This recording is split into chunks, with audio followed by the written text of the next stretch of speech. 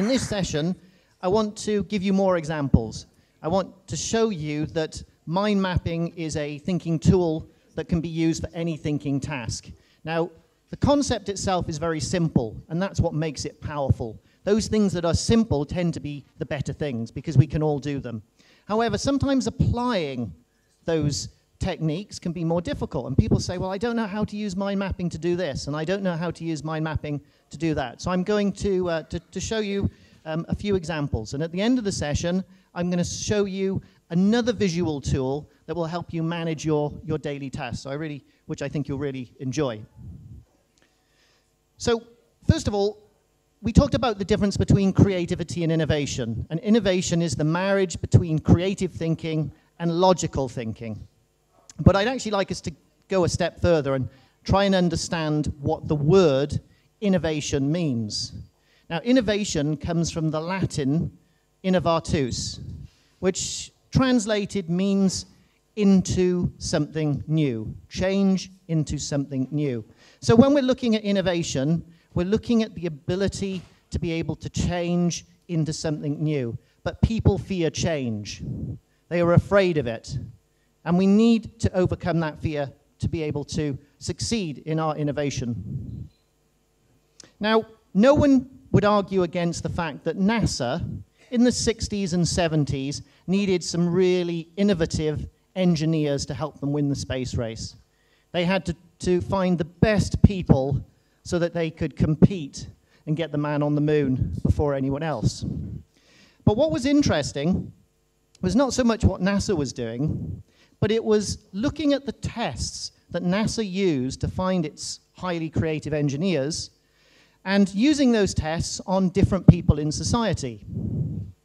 Now, Steven Shapiro, who wrote 24/7 Innovation, he wrote about this study. And this study is really important for us to understand because it impacts on all of us. 1,600 children were given the same creativity test that NASA used to recruit its engineers. So it's exactly the same creativity test. Now, of those 1,600 5-year-olds, how many do you think scored in what NASA would consider the highly creative range? How many as a percentage of those 5-year-olds scored in the highly creative range? 70, 80, all of them. 98% scored in what people would consider the highly creative range. Now, the same children, 5 years later, they're now 10 years old, how many now scored in the highly creative range? What percentage of 10-year-olds do you think scored? 60? 70? 30%. 30%. Just in those 5 years, it impact on the tests that much. Now, the same children, 5 years later, 15 years old, what percentage now scored in the highly creative range? 5, 7, 15, 2. 12%. You know, this is a terrible drop. 98%, 30%, 12%. Why do you think that's happening? They went to school. So they learned a lot, and yet their creativity dropped. So why do you think that would have happened? So they're forced to follow rules, they create belief systems, they fill their head full of assumptions. Really dangerous. Now, that's when the study finished. But also, 250,000 adults over the age of 25 were given the same test. As a percentage, how many of those adults over the age of 25 do you think scored in the highly creative range? 4, 5, I like this, is an optimistic group. 2%. Just 2%. Who is that? Who is it? Yeah, it's you. It's you. It's all of us, except for those of you under 25. But you're not doing too much better. I can't see many children in this room. Now, we've spent 20 years doing creativity tests ourselves all over the world. In fact, we also did a very large online creativity skills test where over 5,000 people took part.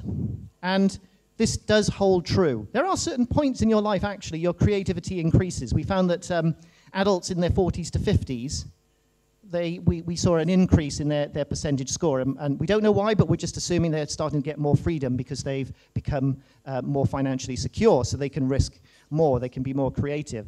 But what is really important here is to understand that creativity is not learnt, it's unlearnt. In the morning session, I asked you all, how many of you had lessons on thinking in school when you were a child? How many of you had Creativity 101 lessons? And everyone said, well, none of us. Now, this is a crazy situation because we live in a world where we give our children lots and lots of information. We just fill the bottle up with information, but we don't teach them how to manage that information, and we don't teach them how to create new information. We produce a generation of conformists. And what I'm seeing in education at the moment is it's getting worse. People are getting more and more linked to the importance of scoring well in their educational system. How does the educational system in the Czech Republic compare to that in Sweden, compare to that in the UK? And the problem is, the only way they can analyze it is by looking at logical types of subjects. So there's more and more focus on logic, sequence, linear thinking, and less on softer skills. Now, the good news is, for all of us here, is that if it's 2% now, if we could just do a few things, a few simple things that release us from some of the confines of our thinking, we can be a lot more creative than everyone else. And this is not brain science, this is just common sense. But unfortunately today, common sense is no longer common. Now, the mind map is a simple tool, and it will free you from some of the constraints that you are all under in the way that you take your notes, in the way that you try and solve problems. So we can do something about this. And I will tell you, it doesn't matter if you think you're creative, it doesn't necessarily mean that you are. I remember doing a creativity test with the European Institute of Direct Marketers, and these people felt that they would be the most creative people on the planet. And we did the creativity test with them, and by the time they finished and I showed them their scores compared to children, they were almost devastated and on the floor. But what it means is we can do something about it. And you don't have to change your life radically, you've just got to do things a little bit differently to what you've done before. I would like to bring up a picture of Steve Jobs. Now, I don't know whether Steve Jobs himself mind mapped, but I know a lot of people in Apple mind map. I've seen the mind maps on the wall in Apple. I've been to Cupertino. We have trainers in our organization in Apple that are helping people to mind map and allow them to be more creative. But one thing that's very certain with Steve Jobs was that he didn't have the same constraints to his thinking that most of us do.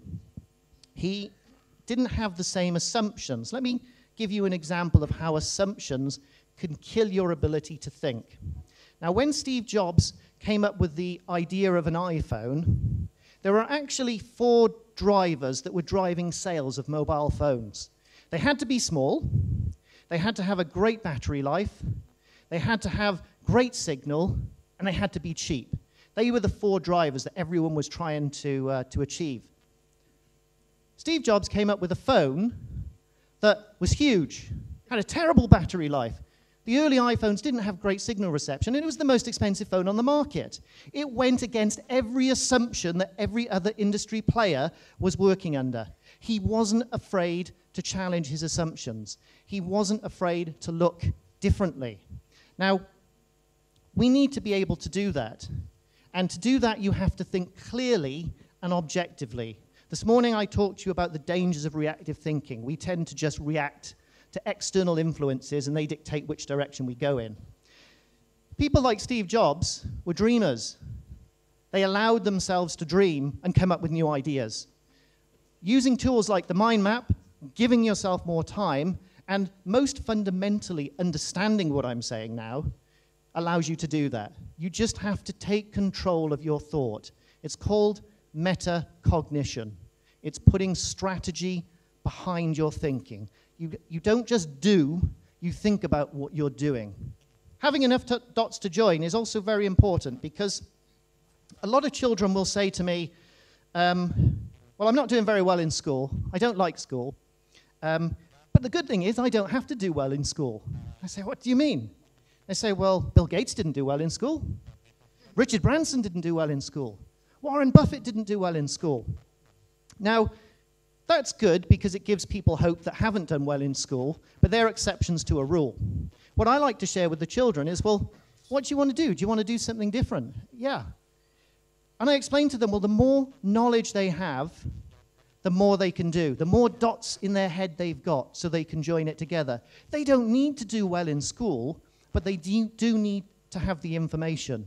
They do need to have the knowledge. So it's fundamentally important in terms of going to school and getting knowledge, but as we'll find out later, the problem is they don't tell them what to do with it. Bill Gates. Now, Bill Gates, he's an advocate of transforming information into knowledge. But let me ask you a question. Do you agree with the statement that I'm about to make? The statement is, knowledge is power. Who agrees knowledge is power? Yes, it is. How could I have made that statement stronger? Application of knowledge is stronger. There's no point of having the knowledge if you don't use it. How could I make that statement even stronger than the use of knowledge is power? What's the real power from knowledge? Result? It's the creation of new knowledge. So it's not knowledge that's power, it's the creation of new knowledge that's applied and delivers a result. And this is fundamental for us. How do we create new knowledge? Well, we need tools that give us the ability to think in the same way that our brain works, which, as I said this morning, is image and association. We see an image and we associate. This is really key. We don't think in words. You might think you think in words, but they are images themselves.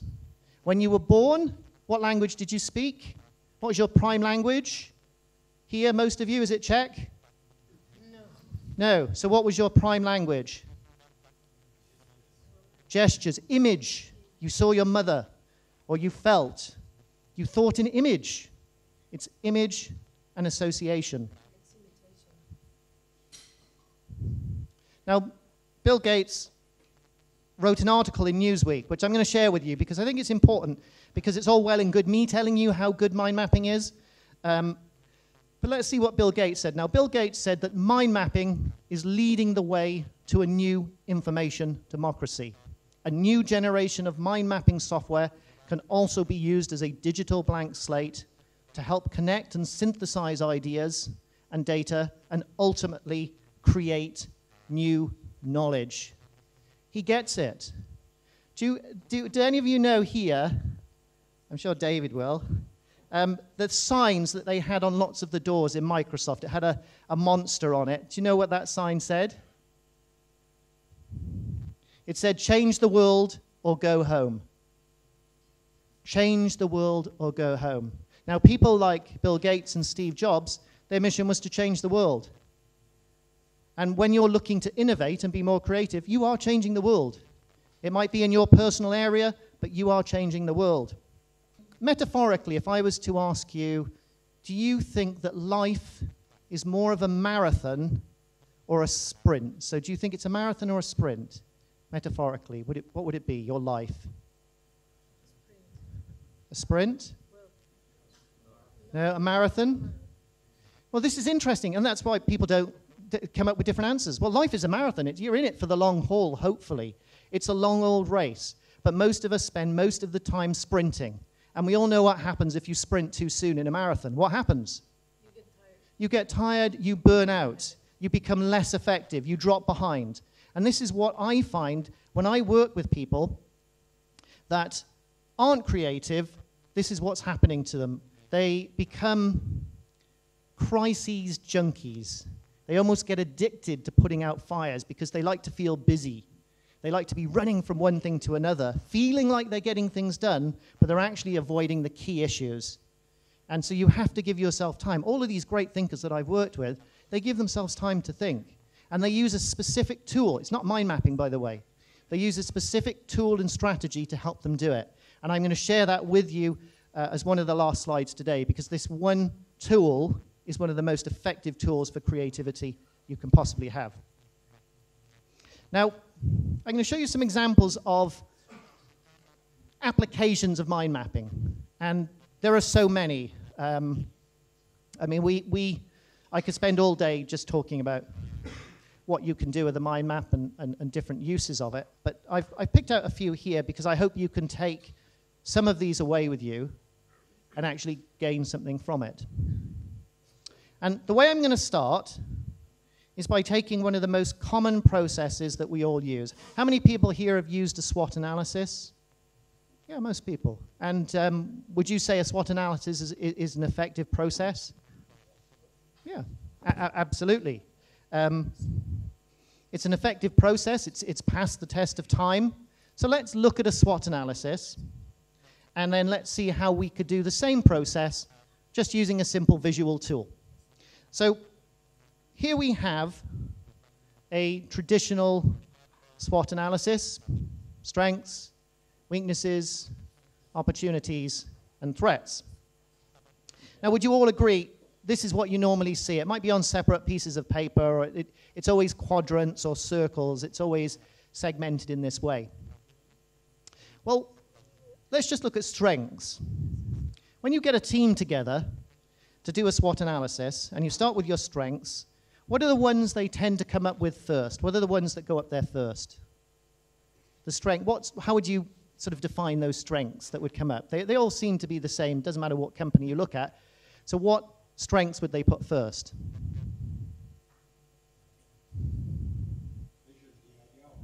Yeah, the idea, the most obvious ones. They come up with their most obvious strengths, so they put their most obvious strengths. And then what comes next is just more of their strengths, and then more of their strengths. And then what happens when they get to here? When they get to the bottom of the quadrant, what tends to happen? They switch to weaknesses. They stop. So just think about what's happened there. They're focusing on their strengths. You've got a team of people together, key people within your organization. You're doing this as a strategy day to make your company better. So the first thing that you do is get them all to come up with their most obvious strengths, then obvious strengths, and then they run out of space. So what have they done? Absolutely nothing. They've just dumped what they already know into that quadrant. The same thing happens, the same thing happens, the same thing happens. And then it gets worse. What tends to happen at the end of a SWOT analysis day? Or a process? You've done your SWOT analysis. What tends to happen with it? It goes into the drawer. I hear that wherever I go, all over the world. They say, well, we might pick out a few key things, and we might pencil in the diary to talk about these things that have come up. But it's disseminated to everyone that was there, and then it goes in the drawer. And then I say, what happens to it? And they say it's forgotten. Nothing happens with it. Now, crucially also, what happens the next day in terms of the overall picture after you've done a SWOT analysis? What happens the next day? It's lost. Even worse than that. The next day, is it up to date or out of date? Out of date. It's out of date. It's completely out of date. The minute you finish your SWOT analysis, you might as well throw it away. Innovation is about being continuous. You can't just innovate in steps, which is how most organizations work. They have a strategy day, right? We're going to be innovative and we're going to come up with new ideas, and that's it. However, that next day, your competitors could have come up with something totally new and unique that goes against everything that you did. So innovation is continuous, and this isn't. But let's look at it as a mind map. Now, rather than having a defined area for your strengths, here we have the ability to radiate outwards. So we have a branch called strengths. That's our key branch. Then we can describe the strengths. The beauty with digital mind mapping software is we can have as many of those as we want. We never get into a selective mode of thinking. And this is really key, because if all you do is put your most obvious strengths down and you gradually run out of space, you miss one of the important stages of coming up with ideas. Now, there's 3 stages in terms of coming up with ideas. The first stage is where everyone comes up with the most obvious things, most obvious strengths. The second stage is where it starts to get a little bit more difficult and they become a little bit weird and wacky. And what tends to happen when you get to the weird and wacky? Most people do what? Stop. They think, oh no, it's getting a bit crazy now, let's stop. But they've missed the third essential stage of coming up with ideas. The third stage is where you combine the weird and wacky with the most obvious ones from stage 1. That's where you create a new association and you say to yourself, what if? What if I did this and this? And you'll be amazed at what people come up with. It gives them a completely new train of thought. So this is why when we do it as a mind map, we can continue to come up with as many ideas as we want. But to turn it from being a brain dumping exercise to something that's actually meaningful, we don't just want to say what our strengths are. There has to be a reason why we're saying it. So the reason that we're putting down our strengths is to find out, well, how can we use it more? So we can do this, we can do this, we can do this. How can we promote that strength to our customers? We can do this, we can do this, we can do this. And most importantly, how can we retain our customers? So we can continue to build on the ideas that have come out of that exercise. So it's a completely different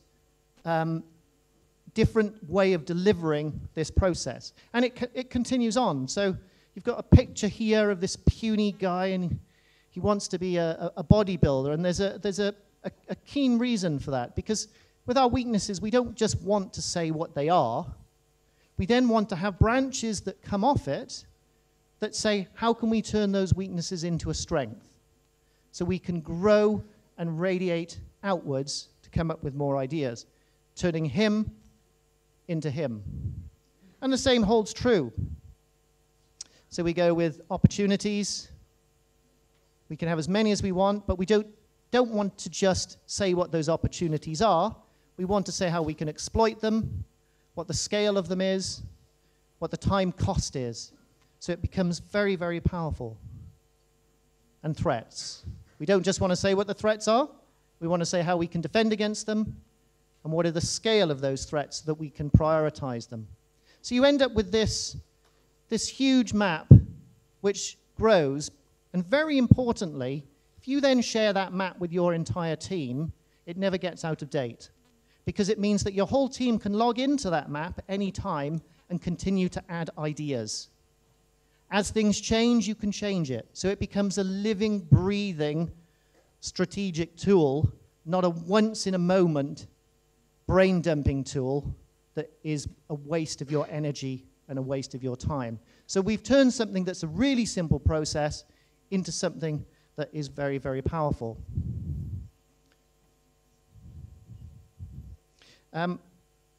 This is a book that I wrote with Tony. It's My Maps in Business. It's available in Czech. When I wrote this book with Tony, what I wanted to get across to people was that you can use mind maps for almost any thinking process. And the way I did that was by looking around the world at organizations that have very successful processes and writing to them, asking them if I can, in this book, show how I could use a mind map to deliver their process and make their process more effective. Now, I was expecting some of them to come back and say, no, Chris, you can't do that, because by doing that, you're saying our process isn't good enough as it is. Not a single organization came back with any negative feedback. So we, in this book, showed how different processes could be enhanced with the use of mind mapping. And this mind map itself is a brilliant use of a mind map. This is an individual that sent this to me. What he did was read the book, and then he created a mind map of the book. Now, this is such a powerful tool. Just try it. When you go away today, you're here because you're interested in thinking and put personal development. So you read these types of books. It doesn't matter whose book it is. But what I want you to do is every time you read a chapter, do a mind map on it. It'll only take you a few minutes. So every time you read a chapter, create a mind map. Then when you finish the book, look at the mind maps that you've created, and then create a single mind map about the whole book. Now, what that will allow you to do is review the book in just a matter of minutes. So rather than using your time poorly, reading the whole book, forgetting most of the great information that's in it, all of a sudden, you can reread that information very, very quickly. So if you read a book on negotiating and you've got a big deal to negotiate coming up, get your mind map out, have a look at it, try and remember the key points. That will give you so much more confidence. So mind mapping books allows you to store more information and recall more information and reread books in just seconds. If you're studying for anything, mind map it. It will save you so much time. A lot of students will say to me, yeah, I know you're right, Chris, but it's going to take me so long to create mind maps on everything I have to remember. However, it's the creation of the mind map itself that is the most important part of the process, because that's your representation of your thoughts in a visual format. And that's one key thing to remember, by the way. Never think that you could share your mind maps with someone else, because unless it's just to give an example, it doesn't work. I've gone to educational systems around the world, and I've had some strange experiences. I remember a school in India, we taught them how to mind map. For the first 3 months, the scores went out of the roof. The children were able to recall more information. They were enjoying learning. They were doing really well. Then I had a phone call. And the phone call went, Chris, we're really worried. The mind mapping's not working anymore. I said, what do you mean the mind map's not working anymore? I said, well, the results haven't just stopped increasing. They're starting to diminish. They're starting to go down. Do you think the kids are getting bored of mind mapping, Chris? And I said, this can't be right. So I said, tell me what you're doing. And what had happened was that for 3 months they saw great results. The teachers got really excited and started creating mind maps for the children. So they would hand the mind maps out to the children at the start of the lesson. What they didn't realize is that mind map means nothing to them, because a mind map is a collection of associations and images that's a reflection of how they think about the topic. So a mind map that is created for you is nowhere near as effective as a mind map you create yourself. So just remember that. Your mind map is for you. It's a personal tool. That also works for groups. If you create a mind map as a group, it works brilliantly. If you bring someone in from the outside, they won't understand what you were thinking as a group.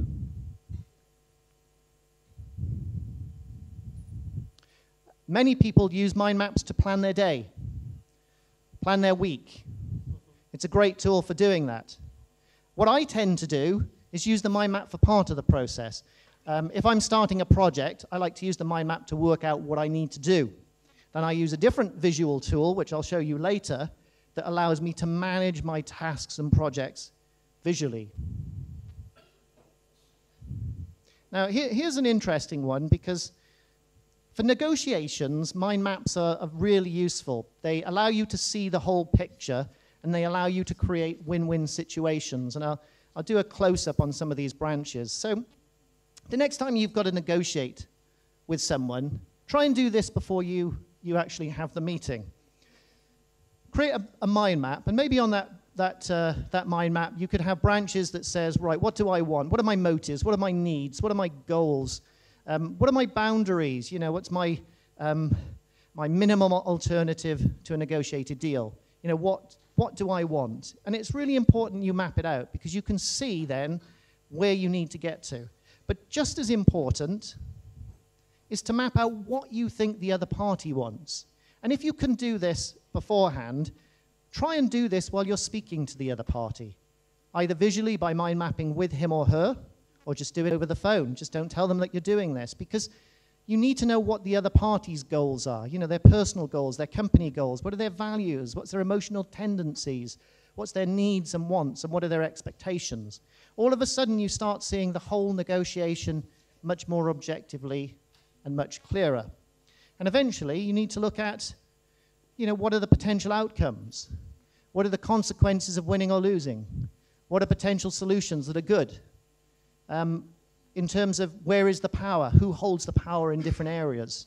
When is the best time to have the negotiation? What are the trades you're willing to give? And what trades would the other party be willing to give? You will go in there with a much stronger sense of knowing what to say or do, and you'll be able to react much quicker. It's an incredibly powerful tool for avoiding conflict because you always have another direction to take. You don't end up with the stonewall situation that you have to try and break through. Now, a lot of people say, well, what about mind maps for your team? And this has been one of the greatest sort of eye-openers for me personally. I work with my team using mind maps. Before mind mapping, I would have an appraisal process, so I'd sit down with a member of my team and we'd go through a process of working out what they did and how they're performing. And I've seen different processes for this, from balanced scorecarding, where people get scored on different areas.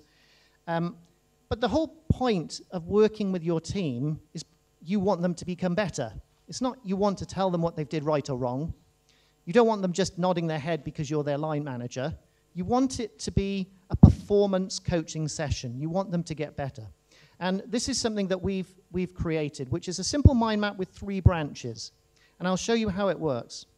If I was going to performance coach one of my team, I would say to that individual, I want you to create a mind map before we get together. I will also create a mind map before we get together. And on that mind map, I'm going to put what I think you've done well, what I think you could have done better, and what I think your development needs are. I want you to do the same. So he or she will do exactly the same. They can't hide from their thoughts. They can't just be directed by what I'm saying. They have to print that off and bring it with them. And this is really interesting because it provides a non-confrontational way of communicating with people, because it becomes impersonal, because you're looking at a map, not an individual. Now here's an example. So the green branch would be all the things that the person has done well. Now, what's really interesting when we do it this way is I will look at my map, and I will have my greens. I will look at somebody else's map, and they will have completely different greens. Now, these may be things I didn't know they did well, and they're not going to come into my office and say, Chris, I did this really well. But it gives them an opportunity to share with me what they think they're doing. And what always happens is that our greens are different. All of a sudden, the person that I'm coaching can see what I value the most. They can see what I think is important to me. And I can see what they think is important to me. And it's usually different. Then we look at what things could have been done better. Perhaps this person could have given more updates in terms of their communication. Perhaps the prioritization could have been better. Now, what I find that happens is that because people are creating a mind map about themselves, they tend to be very critical about themselves. They tend to put lots of reds down, which means I don't have to bring them up. So again, less conflict. Where I've worked with people that have no reds, so they can't do anything better, then they usually don't work out in my organization, because that shows they allow ego to get in the way of their ability to improve. So if anyone ever has no reds, you might think about letting them go.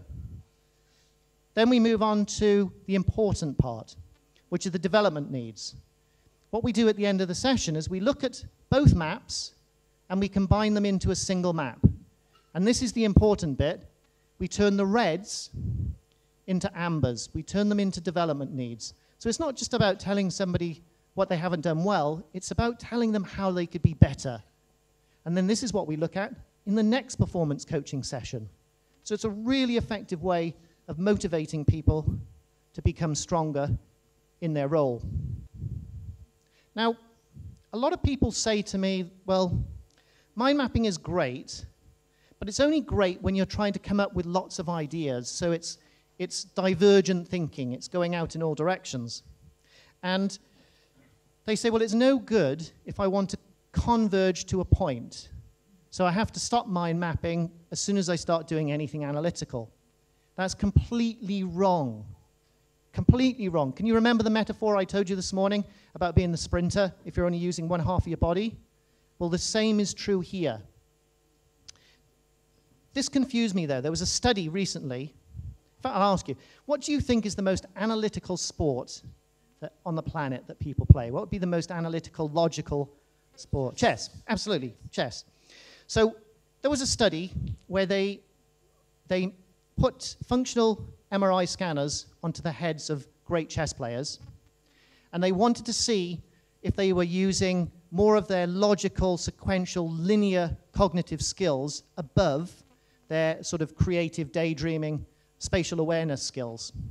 And as an organization, we knew that wouldn't be the case because, as I said to you this morning, if you want to be a great thinker, you've got to be a whole-brain thinker.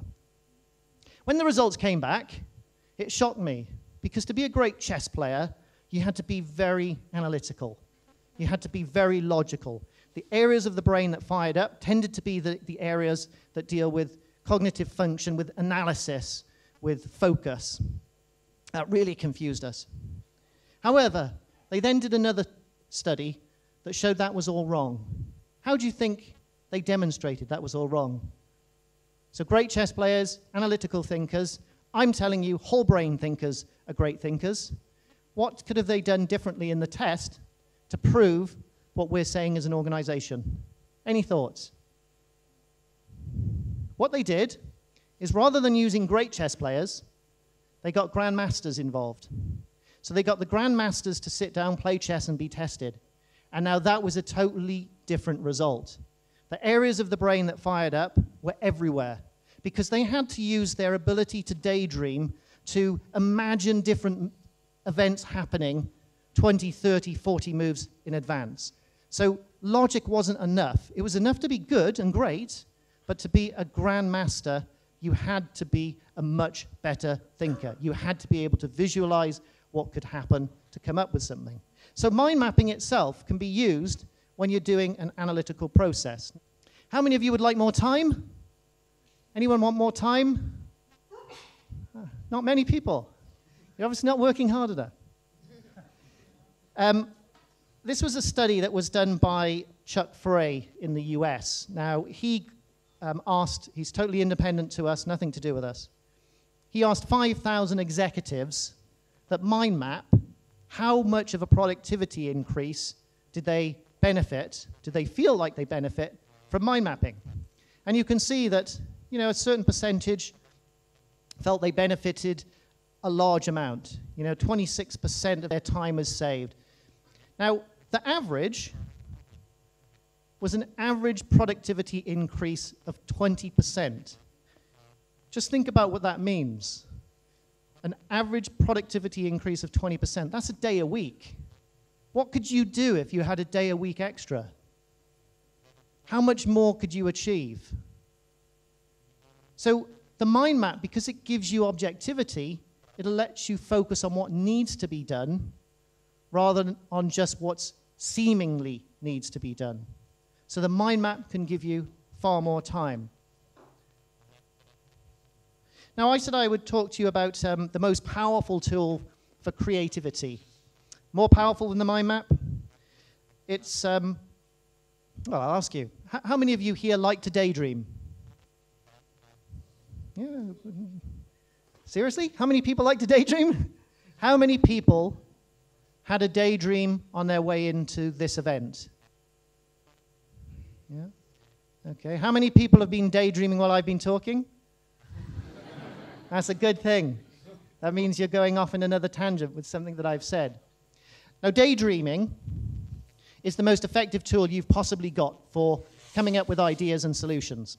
But I will put a caveat on that. Focused daydreaming is what's effective. If you look at all of the great inventors from history, they have the ability to daydream.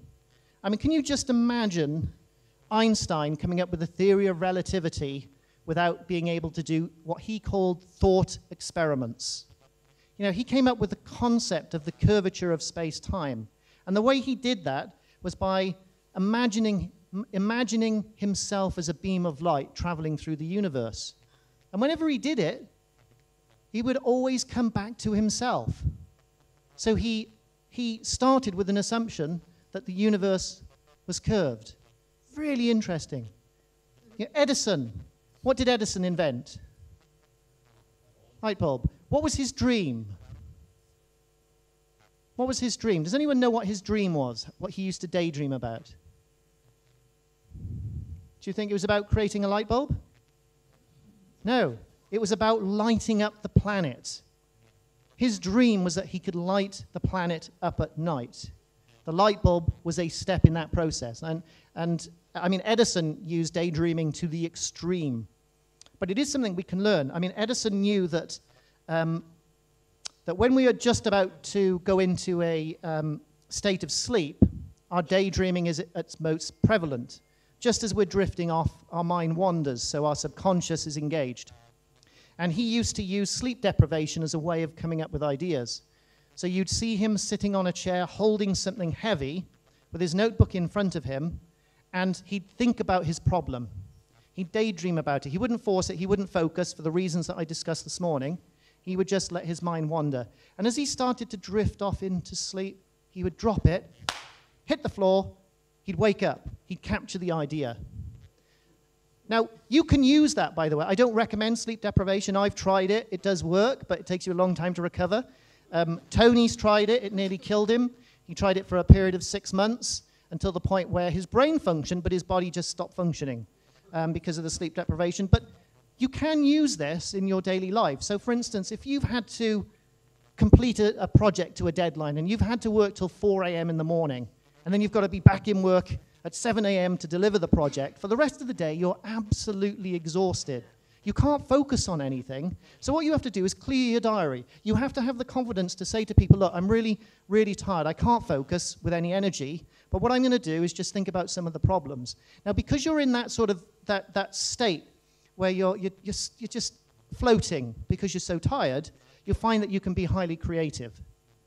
Now, obviously, I don't recommend you do that all the time because it'll be exhausted, but use your time wisely. It's a little bit like alcohol. People say, Chris, if I drink alcohol, will I be more creative? I say, absolutely. Of course you will. Give me a beer. But there's a degree. Obviously, 1 or 2 help to help you lose focus so that you can daydream a bit more. Any more than that, and it becomes, obviously, debilitating. And you also have to think of the downside. If you take alcohol, then you're going to have a downside afterwards. But it can help. It definitely can help. Now, I put this slide up because this was an article that came out of the New Scientist magazine. And it was about a study that was done, again using functional magnetic resonance imaging. And what they wanted to study was which areas of the brain shut down when you daydream. And they assumed it would be the areas of cognitive function, so that any of the areas that rely on sort of concentration and focus would close down to allow the rest of the brain to fire up. What they found was totally unexpected. And the cover of the magazine gives you the clue.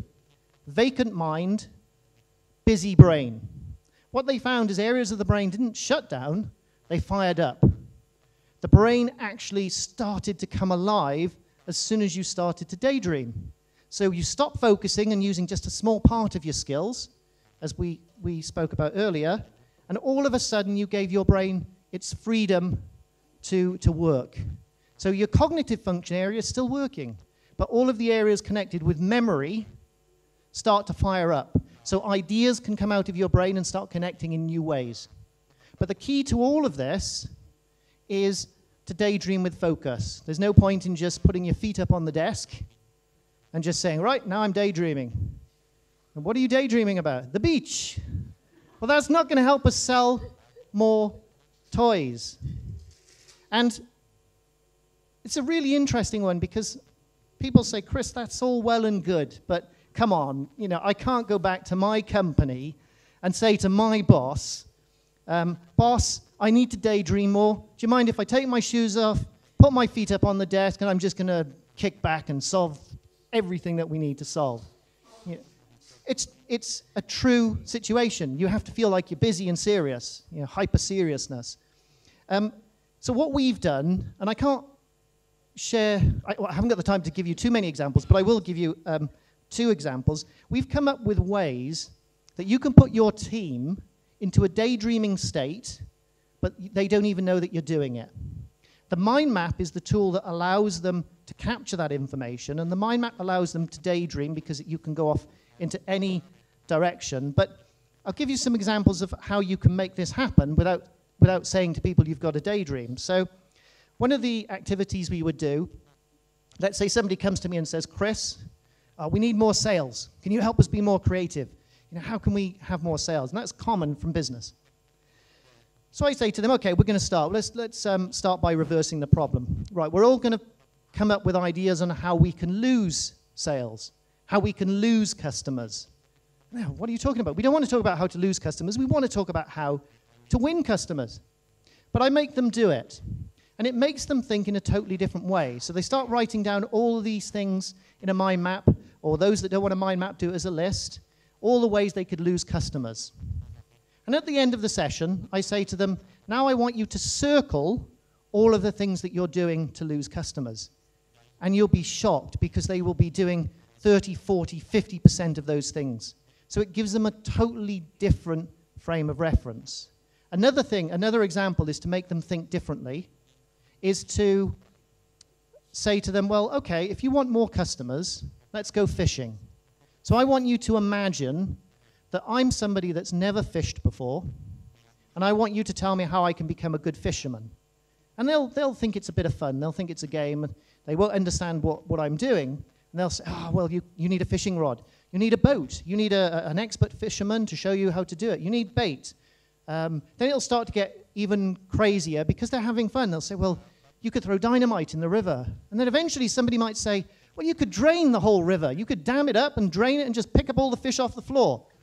So they think that it's just an icebreaker. They think it's just fun. What I have done to them is put them into a daydreaming state. What we do when we're finished is we reverse all of those ideas. We say, okay, well, what's the bait? How could we get more customers using bait? And they said, well, we could have more offers. And then I said, well, what about the fishing expert? How could that relate to you and your business? And they say, well, we could find an expert in this area, maybe in marketing or sales. And I say, well, how could you throw dynamite in a river? And they said, well, we could do a big PR campaign. And then I'll say, well, what about draining the lake? And they say, well, we could price our products at such a low point that it drains the lake, which is damaging for everyone, but we'll be the ones that survive. So it's a different way of looking at the problem, but by using the power of your subconscious mind to give you the freedom to daydream. And as they've put in New Scientist, daydreaming may sound like a mental luxury, but its purpose is deadly serious. This is why we came up with iMindMap, because iMindMap works in the same way that the brain does. You have your central point, it radiates out, you have associations, and you link them together. Very, very simple, yet very effective. So I really hope that you all enjoy trying it with the serial numbers that you've been given at this event. Now, I said I'd talk to you about another visual tool, which is a tool that I dreamt about for years and years, because I love the mind mapping, but I wanted a tool that would allow me to manage my projects with my team without using any emails, because I hate emails, as you know. Emails just suck the life out of you. You're just responding to the same questions, and people feel they have to copy you in, so you get all of this information that you don't need. It drains the life out of people within business. So I wanted to use the principles that I've described to you today about mind mapping as principles in terms of visualizing tasks. And I'm actually going to show you the product. So rather than just talking about it, I'd like to show it to you. So this is DropTask. Now, what DropTask is about is using all those principles in a project management setting. Now, this is a project. I don't know whether you can see it very well. It's about a 10-year business anniversary, and it's just something that I'm going to use as an example. So we've got a 10-year business anniversary, and we've got to arrange an event to go around it. Well, currently, I found I had a few options. I could use really complex project management software, which I hate. It's just so linear, and it just forces you down a route. And no project ever works the way a Gantt chart shows you. Well, it doesn't work that way. Or I could use very basic list-making software, and you have lots of to-do lists, which they didn't stimulate me and they were confusing. So I wanted something visual, and this is what we came up with, which was a tool that allows you to visually manage your tasks. So if I wanted to create a new task, I can drop a new task in, and I might say, invite Peter. So we're going to invite Peter. This is in our people group. We can create groups. I might want to create a new group as well, so I can invite special guests. So we'll call this group VIPs. And we're going to invite the Queen. Don't know whether she's going to come, but we might as well do it. Now that's just the start. So that's how we can visually capture information and create it very quickly. Let me just put it into full screen and zoom in. But let's look at people. Now, we've got a task here, and this task is very high. It's a very high priority task. So actually, I think I'm going to make it stand out a little bit more. So I'm going to make it a little bit larger. So now it really stands out. So whenever I'm looking at this, I can see, well, it's very high priority, and it's something that needs to be done very soon. I can also see that there are a number of individuals that are involved with this task. Now, this is a brilliant collaboration tool. All of these people are collaborating on this task. You'll notice here that there are segments. Now, these segments are to do with subtasks, which are down here. And in fact, let's look. We can see here there's some attachments for invitations. So somebody sent me through an attachment. Here's an example of an invitation they might want to send, or somebody's attached this one. So you can imagine this would have all been sent to me as an email before, but now it's all on the task. Well, actually, I like the red invitation, so we're going to go with the red invitation. So I'm going to select that, and then I'm going to add a comment. Go for red, and that creates an activity stream on this task, which is what everyone has been doing and saying about this task here in the right-hand side. So there's no need for anyone to send emails. Absolutely no need, because you can look at the task and you can look at what people have been doing. And in fact, I know that Yogita created the task. So actually, I've already created one, but I'm going to cancel it. So let's say I want to ask Yogi how things are going with this. I can request an update. I can say, how is it going? Send the request. Now, when Yogi comes back to her machine or her iPhone or her iPad or her Android device, she will get a notification that says Chris has asked for an update on that task. No emails have taken place. It just works. Now, you can imagine these projects can get really large. And if you start moving groups out, and it becomes very, very big. Sorry, let me just move that over. So it becomes a very large group, and it becomes a very large project, sorry. So sometimes you need to filter it down. So this is one of the reasons why we created the filters. I'll zoom out just so you can get the effect of it. So we look at filters, and we say, right, I want to look at everything I've got to do. Oh, great, I haven't got to do anything. This is good. Now, that's a mistake, because actually I know that I do have to do something, because I said that I need to invite Peter. So what I'm going to do is assign myself to that task. That's me. Now, my photograph is there. That's little Chris. And now if I look at the filters and say, right, what do I have to do? I can just see what's important to me. I don't see any other distractions. This is what I've got to get done. I can filter by tag. So I can see that the guys have put tags on here. So research, right, which tasks relate to research? Ah, okay, well, these are all the tasks that relate to research. So it's a very powerful and visual way of managing your tasks. So you've got the mind map. Now, DropTask is totally free. So if any of you want to try DropTask, you can go to droptask.com, and the base product is free, and that would allow you to do everything here, but you could only collaborate with 2 people. If you wanted to collaborate with a team, then you'd have to have a paid version of the product. But if you wanted a nice visual to-do list for free, just to see if it works for you, you're able to do it. And I'm sure you'll enjoy it, because the the feedback we're having, I've never known such positivity so early on in a product's life cycle. This was only launched 12 months ago, pretty much 12 months to the day, and it's gaining so much traction. So please, when you get a chance, feel free to try this. Now, that concludes my sessions with you today, but if I could ask you to take something with you, there would only be two things I'd really like you to focus on, which is try the mind map, use it. It's not complex. It might be a bit uncomfortable because you haven't used it before, but it will make a big difference to your ability to think. And finally, don't be afraid to daydream. So don't be reactive, give yourself time, and daydream with focus.